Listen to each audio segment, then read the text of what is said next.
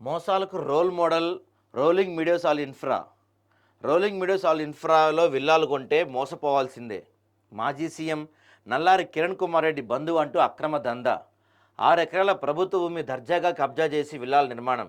HMDA RERA అనుమతులతో 37 ఎకరాలకు gated community అనుమతులు. కానీ దారుణం ఏంటంటే ఇక్కడ 43 ఎకరాల్లో నిర్మాణాలు చేస్తున్నారంట. ఈ గేటెడ్ కమ్యూనిటీలోకి వెళ్ళాలంటేనే వణికిపోతున్న ఎంఆర్ఓ మున్సిపల్ కమిషనర్.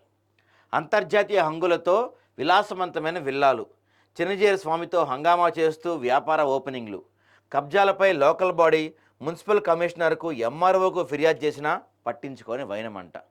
చిన్నజీరి వస్తే ఇంకేముంది? చిన్నజీరి అంటే ఒకప్పుడు మన బీఆర్ఎస్ గురువు కదా, ఆయన గురుస్వామి బీఆర్ఎస్కి. ఆయన వస్తే ఇంకేం పట్టించుకుంటారు అధికారులు? పాపం భయపడిపోతారు కదా. ఇదిగో పైగా మన మాజీ గవర్నరు చిన్నజీరి స్వామి, ఇలాంటి సెలబ్రిటీలు అంటే వెనకాల ఎవరో కట్టేవాళ్ళే ఉంటారు. దీనికి పర్మిషన్ తీసుకుంది 37 ఎకరాలకి, కడుతుంది మాత్రం 43 ఎకరాలకంట. మళ్ళీ వెరీ హై క్లాస్. మాజీ ముఖ్యమంత్రి మాకు దగ్గర బంధువు. ప్రస్తుతం ఆయన కేంద్రంలో అధికారంలో ఉన్న బీజేపీ పార్టీలో కీలక నాయకుడిగా ఉన్నారు. సో నేనేం చేసినా చెల్లుబాటు అవుతుంది, నన్ను టచ్ చేసే మనగాడు లేడు. ఇష్టారీత నిర్మాణాలు చేసుకుంటా అవసరమైన అధికారులు కాసులు వెదజల్లి కొనేస్తాను. చట్టాలు న్యాయాలు నా కాంపౌండ్లోకి రావాలంటేనే జంకుతాయి. ఇక అధికారులు ఏం చేస్తారు? ఇదండి ఇతగాడి వ్యవహార శైలి. ఈయన పేరు నిరూప్ కుమార్ రెడ్డి. అత్యంత ఆధునికంగా నిబంధనలకు వ్యతిరేకంగా విల్లాల నిర్మాణం యథేచ్ఛగా సాగిస్తున్నాడు. ఈయన అవినీతి పరంపరకు అడ్డుకట్ట వేసేవారు ఎవరూ లేరా అని విశ్లేషకులు, సామాజికవేత్తలు ముక్కున వేలేసుకుంటున్నారంట. హైదరాబాద్ విశ్వనగరం రోజు రోజుకు అభివృద్ధి చెందుతున్న తరుణంలో ప్రతి ఒక్కరూ సొంత ఇంటి కల సాకారం చేసుకోవడానికి ఉవ్విళ్ళుడుతుంటారు. ఇదే అదునుగా కొన్ని రియల్ ఎస్టేట్ సంస్థలు సామాన్యుడితో పాటు సంపన్నులు కూడా దృష్టిలో ఉంచుకొని వారి అవసరాలకు అనుగుణంగా అన్ని వసతులు సమకూర్చే విధంగా నిర్మాణాలు చేపట్టి వాటిని విక్రయిస్తూ ముందుకు సాగుతుంటారు. ఇదే ధర్మిలా కొన్ని రియల్ ఎస్టేట్ సంస్థలు అక్రమ ధనార్జనే ధ్యేయంగా ప్రజలను మోసం చేసి కుయుక్తులతో, హంగు ఆర్భాటాలతో ఓపెనింగ్లు, ప్రీలాంచ్లు వంటివి చిన్నజీరి స్వామి లాంటి సోకాల్ సెలబ్రిటీలతో, సీఎంలతో కొనసాగించి సోషల్ మీడియాలో, మెయిన్ మీడియాలో బాగా ప్రచారం చేసుకుంటారు. ప్రజలను ఆకట్టుకొని బుడి కొట్టించి మోసం చేసి ఆ తర్వాత ప్లేట్ ఫిరాయిస్తూ ఉంటారు వీళ్ళు. చాలామంది చూసాం ఈ మధ్య ఇట్లాంటి వాళ్ళు మనకి. దీనికి సాక్షిభూతంగా నిలుస్తుంది rolling meadows all infra. Hyderabad ఎయిర్పోర్టుకు అతి చేరువలో, Bengaluru highway, out ring road సమీపంలో ఎటు వెళ్ళాలన్నా అన్ని వసతులతో, ప్రపంచ స్థాయి హంగులతో హెచ్ఎండిఏ రెరా అనుమతులు పొందిన గేటెడ్ కమ్యూనిటీ నిర్మించి పక్కనే ఉన్న ప్రభుత్వ భూమిని కూడా స్వాధీనపరుచుకొని దానిలో కూడా ప్రవేశించి అక్రమ నిర్మాణాలు సాగించి కోట్లకు అమ్మి 100 కోట్లకు పడగలెత్తి ప్రజల జీవితాలతో దారుణంగా చెలగాటమాడుతున్న రోలింగ్ మీడియోస్ ఆల్ ఇన్ఫ్రా సంస్థపై హైడ్రా రంగనాథ్, సీఎం రేవంత్ రెడ్డి ఎలాంటి చర్యలు తీసుకుంటారో వేచి చూడాలి. రంగనాథ్ ఏం చర్యలు తీసుకోడు. ఎందుకంటే రంగనాథ్ చిన్న చిన్న ఈ టెంట్లు, గుడారాలు, గోడల బార్ల కొట్టి వాటిలో బిజీగా ఉన్నాడు. కానీ ఇలాంటి పెద్ద పెద్దవాళ్ళు ప్రభుత్వ భూములు ఆక్రమించేసి అన్యక్రాంతం చేస్తున్నా, పేదవాళ్ళు పొట్టగొడుతున్నా, ఇలాంటివి పట్టించుకోడు రంగనాథ్. సో 2.1 లేఅవుట్ మరియు అభివృద్ధి వివరాలు.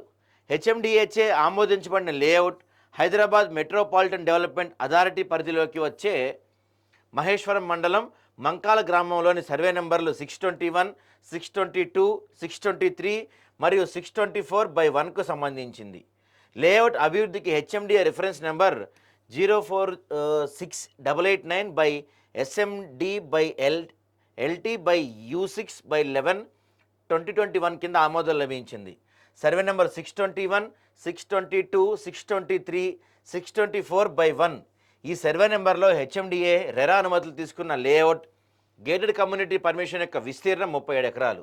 ఇదిలా ఉంటే వీరు విల్లాలు కట్టి చుట్టూ ప్రహరీ నిర్మించిన ప్రాంతం మొత్తం 43 ఎకరాల పైనే ఉంటుంది. ఈ ప్రాంతాన్ని సందర్శించి అన్వేషిస్తే సర్వే నెంబర్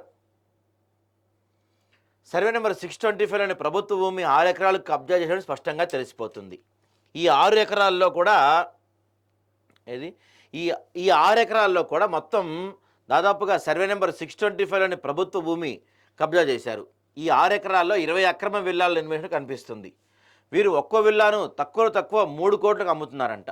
ఈ అక్రమ అవినీతి దందాపై స్థానిక మహేశ్వరం ఎంఆర్ఓకు రాతపూర్వకంగా ఫిర్యాదిస్తే అటువైపు కనీసం కన్నెత్తి కూడా చూడని పరిస్థితి. ఈ విషయంపై ఆదాబ్ టీం ఎంఆర్ఓని ప్రశ్నిస్తే చాలా పేరు మోసిన పెద్ద మనుషులు ఈ వ్యవహారంలో ఉన్నారు, మమ్మల్ని గేట్లో కూడా అనుమతించారు, దయచేసి మమ్మల్ని వదిలిపెట్టండి అని ప్రాధేయపడుతున్నారంట. దేవుడా, ఎంఆర్ఓ నేను దాంట్లోకి వెళ్ళలేను, అక్కడ చాలా పెద్ద పెద్ద వాళ్ళు ఉంటారు, నన్ను వదిలేయండి బాబు అని దండం పెడుతున్నా అంట ఎంఆర్ఓ. వెళ్తే కొడతారా చంపేస్తారా? ఎంఆర్ఓనే భయపడుతున్నా అంటే ఇంకా సామాన్యుల పరిస్థితి ఏంది దీని గురించి?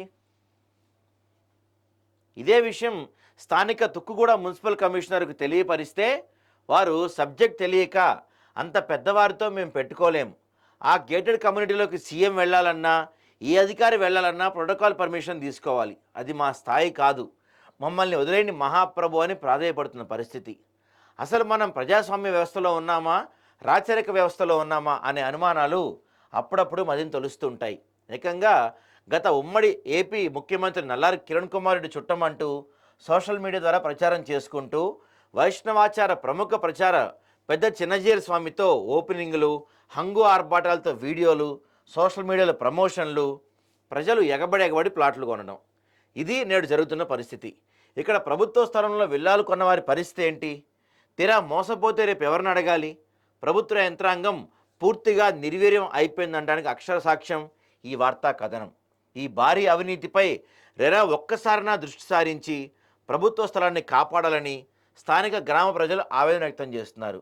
ఇంతటి అవినీతికి పాల్పడుతున్న వారికి సీఎం రేవంత్ రెడ్డి కఠినంగా శిక్షించేలా చర్యలు తీసుకోవాలని స్థానిక ప్రజలు డిమాండ్ చేస్తున్నారు. అదంటే పరిస్థితి. ఏకంగా ఎంఆర్ఓ తర్వాత తుక్కుగూడ మున్సిపల్ కమిషనర్ వీళ్ళందరూ కూడా కనీసం అక్కడికి వెళ్ళాలంటే అటువైపు కన్నెత్తి చూడాలంటే కూడా భయపడిపోతున్నారంట వీళ్ళు. మరి అంతలా ఏం భయపెడుతున్నాడు ఆయన? మరి ఇప్పుడు గవర్నమెంట్లు మారిని. గతంలో అంటే మరి కిరణ్ కుమార్ రెడ్డి ఏం కీలక పొజిషన్లో ఏమో లేడు కదా, ఆయన ఎంపీగా వేసి అది కూడా ఓడిపోయాడు కదా మొన్న అక్కడ ఏపీలో. ఆయన పెద్ద బీజేపీ ఆయన చెప్పే అంత సీన్ కూడా ఏమీ లేదు. చిన్నజీయర్ అంటే ఒకప్పుడు ఈయన మరి బీఆర్ఎస్ ఉన్నప్పుడు ఆ పెద్ద స్వామి, ఇప్పుడు మరి ఈయన చెప్తే కూడా నడిచే పరిస్థితి లేదు. గత ప్రభుత్వాల హయాంలో అంటే ఈ బీఆర్ఎస్ హయాంలో అంటే నడిచింది. మరి ఇప్పుడు ప్రభుత్వాలు మారని, ప్రజాప్రభుత్వం వచ్చింది, ఇలాంటి వాళ్ళ ఏదైతే ప్రభుత్వ భూములను ఆక్రమించారో తిరిగి వాటిని తీసుకొని పేదలకు పంచుతామని చెప్పిన గవర్నమెంట్ మరి ఎందుకు అటువైపు చూడటం లేదు? అంటే ముఖ్యమంత్రి కూడా భయం ఎటైపు వెళ్ళాలంటే, సీఎం వెళ్ళాలంటే కూడా పర్మిషన్ తీసుకుని వెళ్ళాలంటే ఇక్కడికి అంత భయపడే స్థాయిలో చేస్తున్నాడు. అంటే ఏం చేస్తున్నాడు ఈయన? ఎందుకు అంత భయపడుతున్నారు ఈయన అంటే? మరి గవర్నమెంట్ ఇప్పుడు ప్రజాప్రభుత్వం అని చెప్తున్నారు, ఇలాంటి ఆక్రమణలను మేము ఖచ్చితంగా ఉక్కుపాదంతో అణిచేస్తామని చెప్తున్నారు ముఖ్యమంత్రి గారు. మరి ఏం చేస్తారు ఈయనైనా సరే?